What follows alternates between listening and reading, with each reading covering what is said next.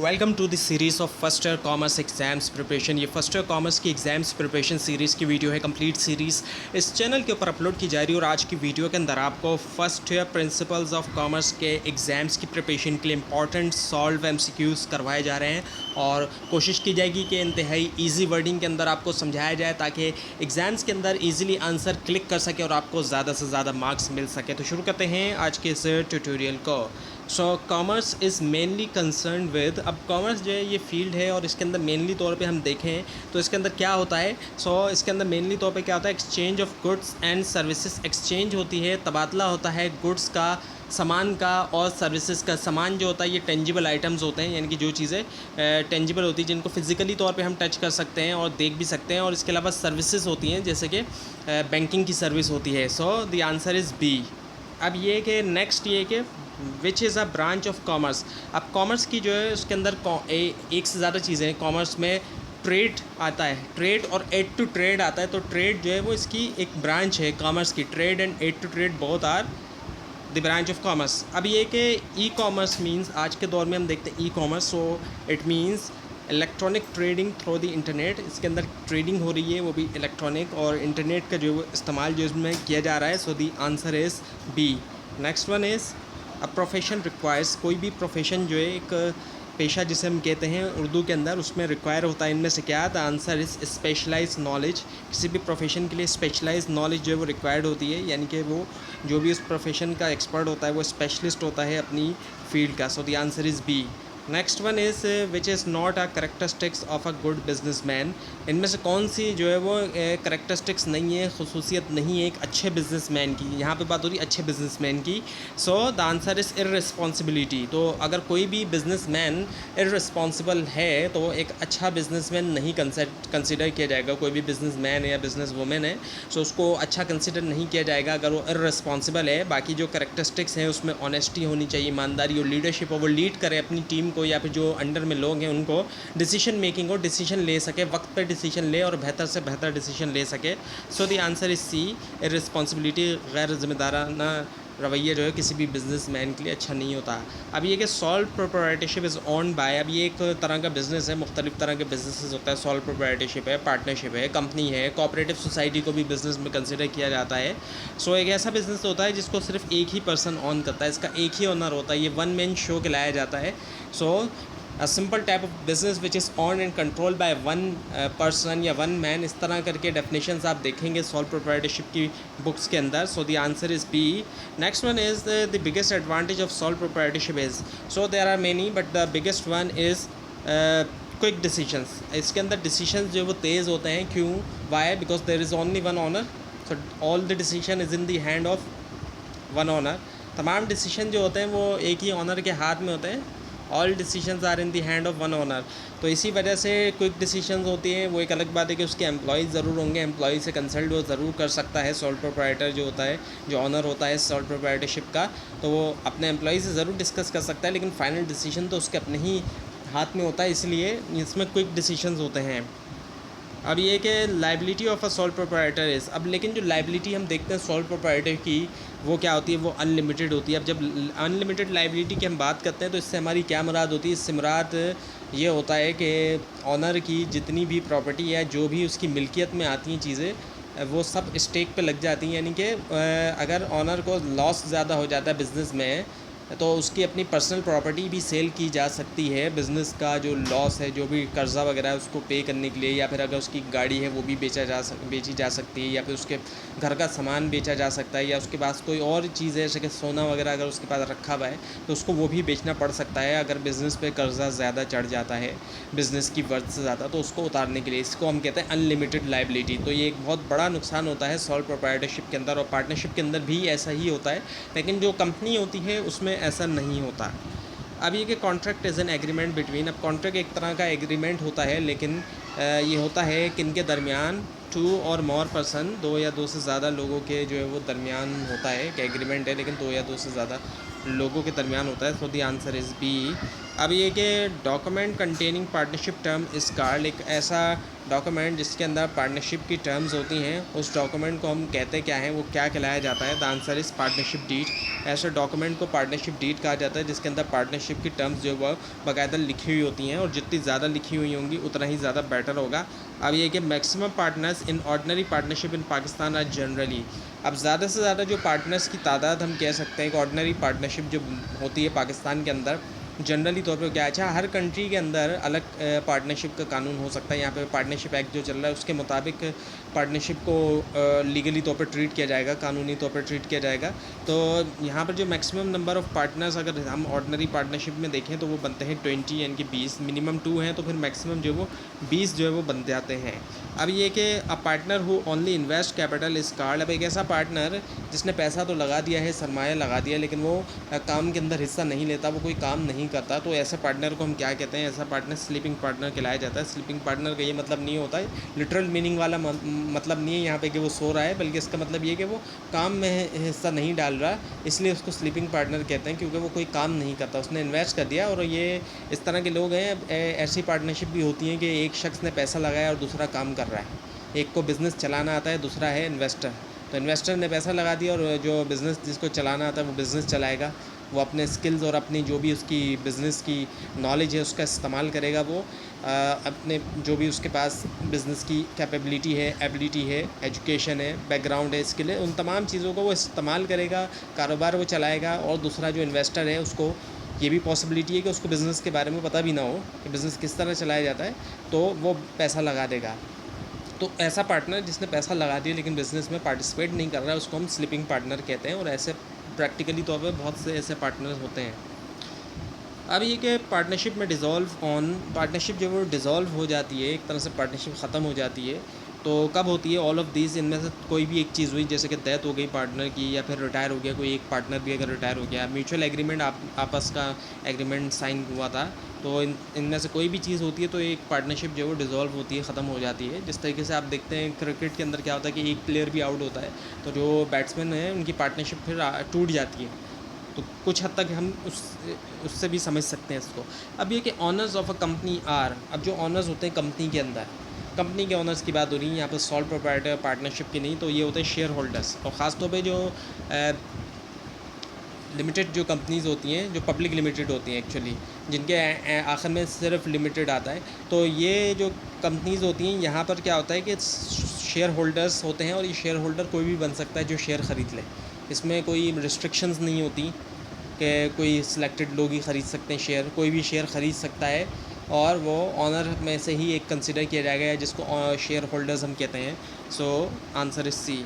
अब ये कि minimum members required for a public company are, अब एक पब्लिक कंपनी जो है, जिसकी बात पीछे भी आपको बताई गई कि शेयर होल्डर्स ऑनर होते हैं और कोई भी उसका शेयर ख़रीद सकता है। ज़्यादा से ज़्यादा जितने भी लोग ख़रीदेंगे तो उतने ही ज़्यादा उसके ऑनर होंगे, उतने ही ज़्यादा उसके शेयर होल्डर होंगे। सो मिनिमम जो है इसके वो कितने मेंबर्स होते हैं? वो होते हैं 7 लोग जो है वो मिनिमम होने चाहिए। तो मिनिमम 7 होने चाहिए। अब नेक्स्ट ये कि डबल टैक्सेशन अप्लाइज ऑन, अब डबल टैक्सेशन अप्लाई होती है इनमें से किसके ऊपर? वो होती है जॉइंट स्टॉक कंपनी। जो कंपनीज़ हैं उनमें कंपनी का एक बहुत बड़ा नुकसान जो डबल टैक्स का होता है, जहाँ एक तरफ बहुत बड़े बड़े फ़ायदे हैं इसके, जैसे कि लिमिटेड लाइबिलिटी होती है, लेकिन नुकसान बहुत बड़ा इसका है कि इसमें टैक्स डबल दिया जाता है। लिमिटेड लाइबिलिटी ये होती है जो अनलिमिटेड लाइबिलिटी का उलट है, यानी कि ऑनर्स ने जितना इन्वेस्ट किया है उतना ही पैसा मैक्सिमम उनका डूबेगा। ये नहीं होगा कि अगर कंपनी पे कर्जा ज़्यादा चढ़ गया तो उनको अपनी पर्सनल जो भी उनकी प्रॉपर्टी है वो बेची जाए या जो भी उनके पास है, तो ऐसा नहीं होता है। तो ये एक बहुत बड़ा एडवांटेज है, लेकिन दूसरी तरफ नुकसान ये भी कि टैक्स डबल देना पड़ता है कंपनी को। अब ये कि prospectus is issued by, prospectus इनमें से कौन सा बिज़नेस इशू करता है? The answer is company. जिस तरीके से कॉलेजेस का, यूनिवर्सिटीज़ का प्रॉस्पेक्टस इशू होता है एडमिशन के हिसाब से, उसमें बताया जाता है, पूरा गाइड दी होती है कि कॉलेज कैसा है या यूनिवर्सिटी कैसी है। इसी तरह कंपनी के बारे में एक एक चीज़ बताई जाती है प्रॉस्पेक्टस के अंदर। सो कंपनियों के अंदर इशू किया जाता है इसको। और उसके बाद ये कि memorandum of association contains, memorandum of association हम देखें तो उसमें क्या है? ऑब्जेक्टिव्स जो है, मकासद जो है कंपनी के, वो जो होते हैं। So the answer is B. अब ये कि article of association deals with, article of association को अगर हम देखें तो वो डील करता है इनमें से किसके साथ? वो करता है इंटरनल मैनेजमेंट, जो अंदरूनी है, जो अंदरूनी मामलात हैं, यानी कि बैरूनी नहीं, यानी कि कंपनी के अंदर की जो चीज़ें हैं, बाहर नहीं बल्कि अंदर जो कुछ है। सो आंसर इज़ ए।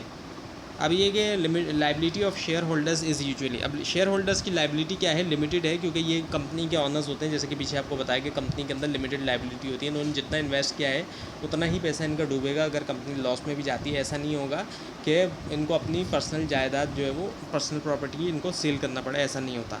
अब ये कि मार्केटिंग बिगिंस विद, अब मार्केटिंग की शुरुआत कहाँ से होती है, the answer is consumer needs. लोग मार्केटिंग को सेल्स समझते हैं, तो सेल्स तो एक बहुत ही छोटा सा एक हिस्सा हम कह सकते हैं मार्केटिंग का। मार्केटिंग की तब से शुरुआत है जब कंज्यूमर की नीड्स है, तो उनकी नीड्स को पहचाना जाता है, तो रिसर्च की जाती है।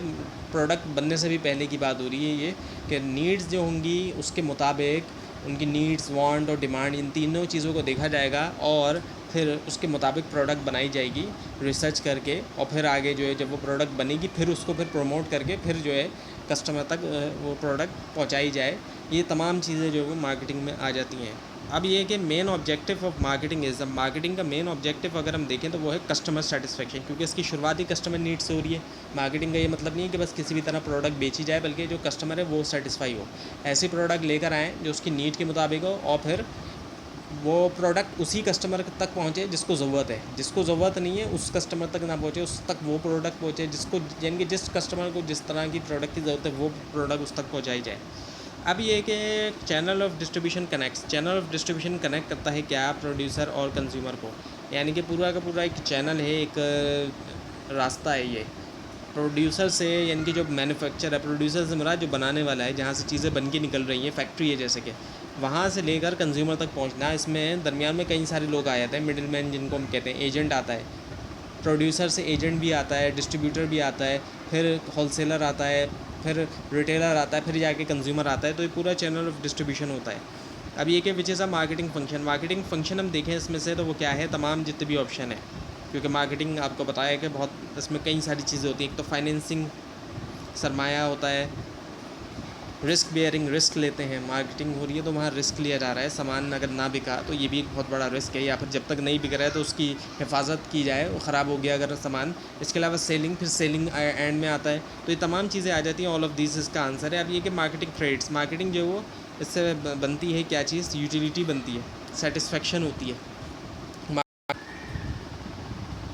अब नेक्स्ट ये कि ट्रेडिंग मीन्स, अब ट्रेडिंग का मतलब क्या होता है, exchange of goods and services, exchange होती है गुड्स एंड सर्विसेज। अब ट्रेडिंग असल में जो है वो क्या है, कॉमर्स का ही एक हिस्सा है। कॉमर्स के अंदर भी एक्सचेंज और होती है गुड्स और सर्विसेज के, ट्रेडिंग के अंदर भी, क्योंकि ट्रेडिंग जो वो कॉमर्स का एक हिस्सा होता है। So the answer is B.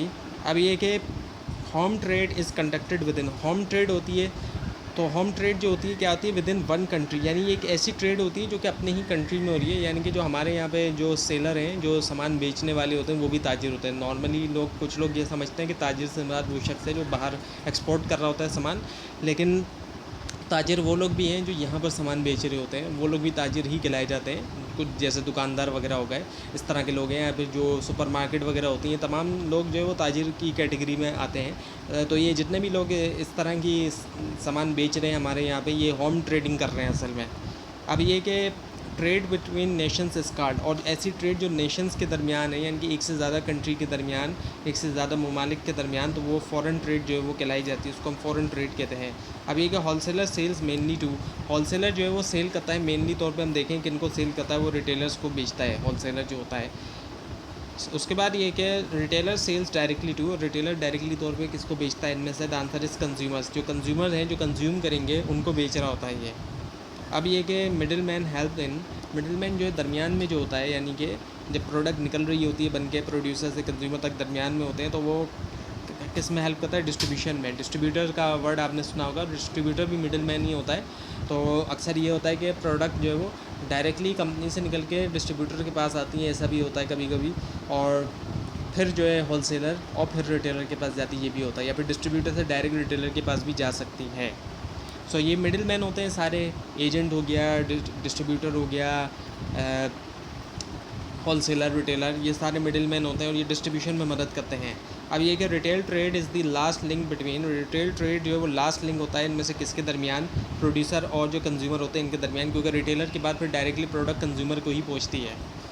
अब ये कि advertising is a form of, advertising जो है वो फॉर्म है इनमें से किसकी, वो है कम्युनिकेशन। एडवर्टाइजिंग भी एक तरह की कम्युनिकेशन है। कम्युनिकेशन का असल मकसद क्या है कि मैसेज, इन्फॉर्मेशन या आइडियाज़ जो है वो पहुंचना एक जगह से दूसरी जगह तक, एक शख्स से दूसरी शख्स तक। तो ये चीज़ें जो है वो कम्युनिकेशन के अंदर आ जाती हैं। तो एडवर्टाइजिंग भी एक कम्युनिकेशन का ही एक फॉर्म है, एक तरह की कम्युनिकेशन हो रही है और ये मुख्तलिफ़ तरीक़ों से की जाती है। टेलीविज़न इसकी बहुत अहम जो है वो सोर्स है, बहुत अहम मीडियम इसका टेलीविज़न है। इसके अलावा फिर रेडियो है और आज के दौर में इंटरनेट के ऊपर हम एडवर्टाइजिंग देखते हैं। अब ये कि मेन पर्पस ऑफ एडवर्टाइजिंग इस एडवर्टाइजिंग का मेन पर्पस होता क्या है, इंक्रीज सेल्स के अंदर इजाफा करना होता है। जब एडवर्टाइजिंग होती है तो आप देखते हैं कि कंपनीज़ की सेल जो है उसमें इजाफा दिखने में आता है। एडवर्टाइजिंग थ्रू टेलीविज़न इस कॉल्ड, ऐसी एडवर्टाइजिंग जो टेलीविज़न टीवी के ज़रिए की जाती है वो क्या होती है, ब्रॉडकास्ट एडवर्टाइजिंग। ब्रॉडकास्टिंग होती है बाकायदा, प्रोग्राम्स जब स्टार्ट होने वाले होते हैं या उनके दरमियान में आप देखते हैं एडवर्टाइजिंग जो है वो चल रही होती है। मैचेस जो होते हैं मुख्तलिफ जो स्पोर्ट्स के, उनमें आप देखते हैं उनके दरमियान में एडवर्टाइजिंग चल रही होती है। अब ये कि पब्लिसिटीज़ जनरली तौर पे पब्लिसिटी को हम देखें तो वो क्या है, अनपेड प्रमोशन। जनरली तौर पे एडवर्टाइजिंग पेड प्रमोशन है और ये अनपेड प्रमोशन है। पब्लिसिटी और एडवर्टाइजिंग का बहुत बड़ा फ़र्क ये है कि पब्लिसिटी अनपेड है जबकि एडवर्टाइजिंग पेड होती है जनरली तौर पर।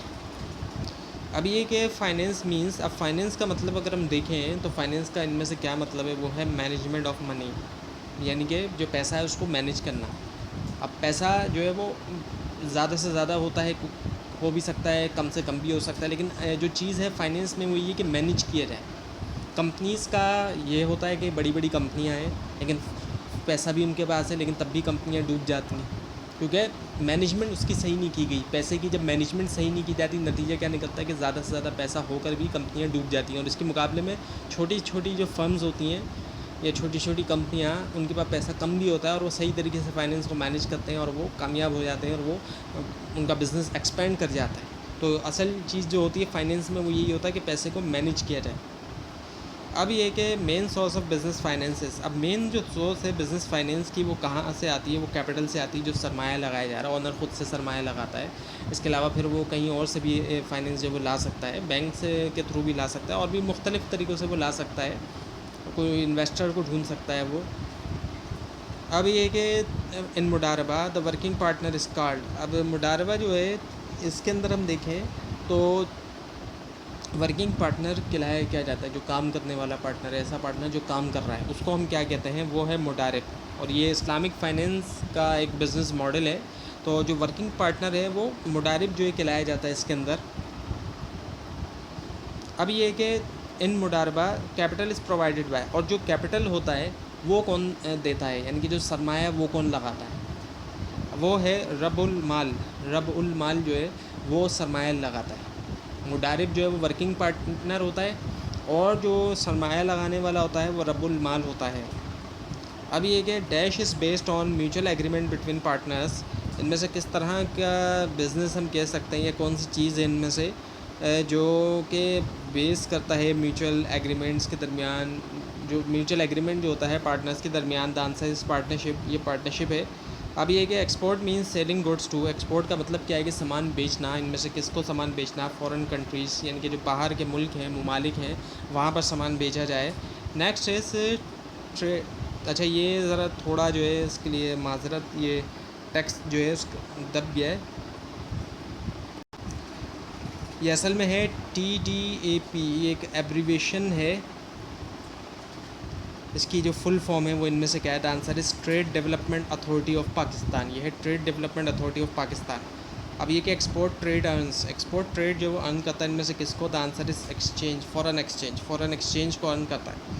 अब ये कि fastest mode of transport airs, अब बहुत तेज़ जो सबसे तेज़ तरीन जो ट्रांसपोर्ट का तरीका है इनमें से अगर हम देखें तो वो क्या है, एयर है, यानी कि एयरक्राफ्ट का इस्तेमाल करना, हवाई जहाज़ का इस्तेमाल करना। अभी कि warehousing means, warehousing का मतलब इनमें से हम देखें तो वो क्या निकलता है, वो निकलता है स्टोरिंग गुड्स, सामान को जो है वो स्टोर करके रखा जाता है ताकि सामान जो है वो सही सलामत रहे। अब ये कि warehousing helps in, warehouse मदद करता है इनमें से किसके अंदर, सेफ स्टोरेज में मदद करता है, इनके सामान को सेफ़ रखा जा सके। अब ये कि who does the business community represent, किसको बिज़नेस कम्युनिटी रिप्रेजेंट करती है, वो करती है बिज़नेस कम्युनिटी को ही रिप्रेजेंट करती है। अब ये कि कम्युनिकेशन मीन्स, अब कम्युनिकेशन का मतलब क्या है, वो है एक्सचेंज ऑफ इन्फॉर्मेशन, तबादला होना इन्फॉर्मेशन का एक जगह से दूसरी जगह, एक शख्स से दूसरे शख्स तक, जैसे कि पीछे भी आपको बताया गया था।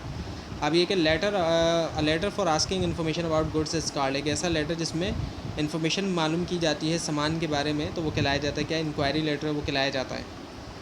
तो ये था आज का लेसन, आज का ट्यूटोरियल। आपको अगर इस बारे में कोई भी क्वेश्चन है और इसमें कोई कन्फ्यूजन दिखाई दे तो आप ज़रूर हाईलाइट कीजिए। और इस पूरी सीरीज़ को देखने के लिए और एग्ज़ाम्स की प्रिपरेशन के लिए इस चैनल को सब्सक्राइब कीजिए, बेल आइकन के ऊपर क्लिक कीजिए। Thanks for watching this video and best of luck for your exams.